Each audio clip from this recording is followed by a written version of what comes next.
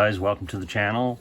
One thing we haven't done since this channel started is I've never introduced myself or the other guy that's on the channel with me. So my name is Corey. I own the 2002 Camaro SS, and the guy that owns the 2016 Camaro SS, his name is Jonathan, and we're both from a small town in the province of New Brunswick in Canada.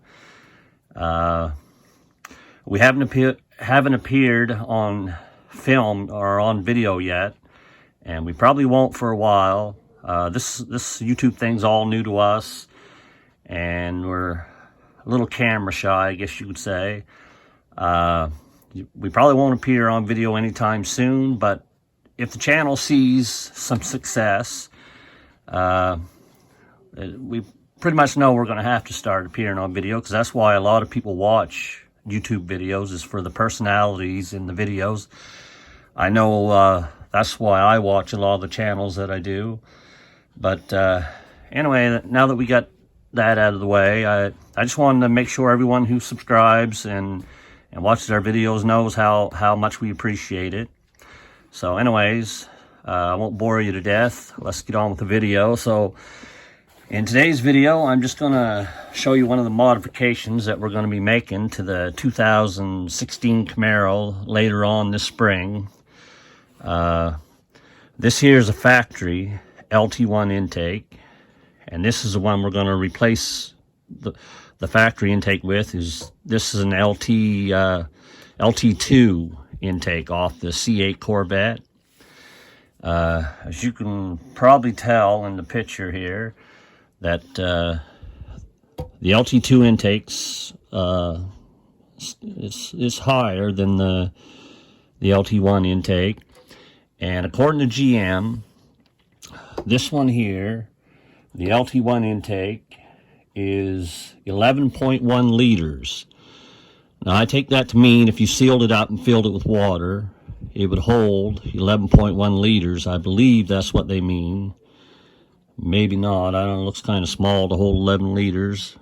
But anyway, this one is 11.1 liters, and the LT2 intake is 14.1 liters. So it's 3 liters larger than the LT1. And really what that means is there's more air available at any given time to the engine. And another big advantage to the LT2 intake is the fact that it has equal length runners, whereas the LT1 intake has unequal length runners.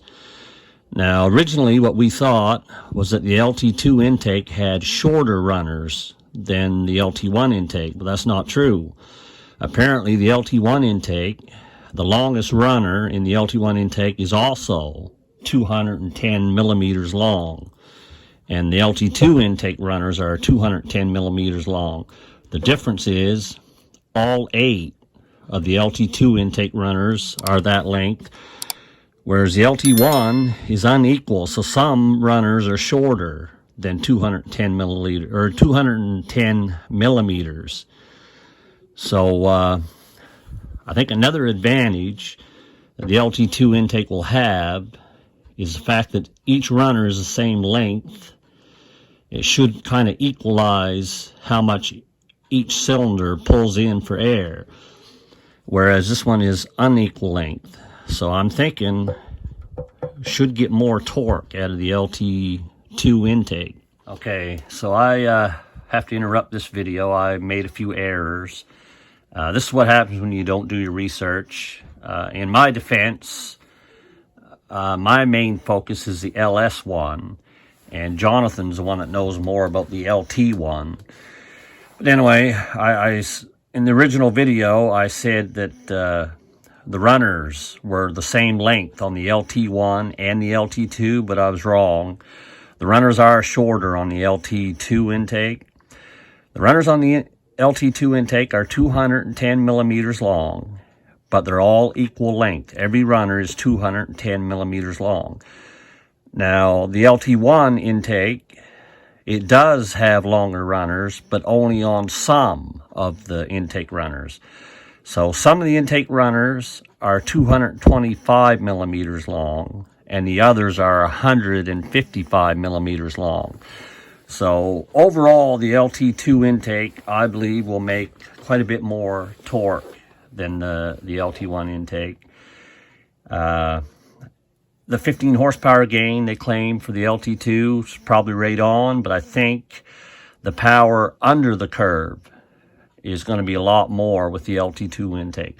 I would say I think the advantage to this intake, I think you'll make more power everywhere, on the bottom end, in the mid-range, and the top end. So anyway, I just wanted to add that in because I did make some mistakes. But the main thing is it's got a bigger plenum, so that should provide, probably should provide a little extra throttle response, and there's more air available at any given time because of the larger size. And the equal length runners, like I said, that should equalize the cylinders. They should be closer to one another. I don't think in an engine you ever have every cylinder making the same exact power as the one next to it, but this should actually help it be more equal. What else was I going to say?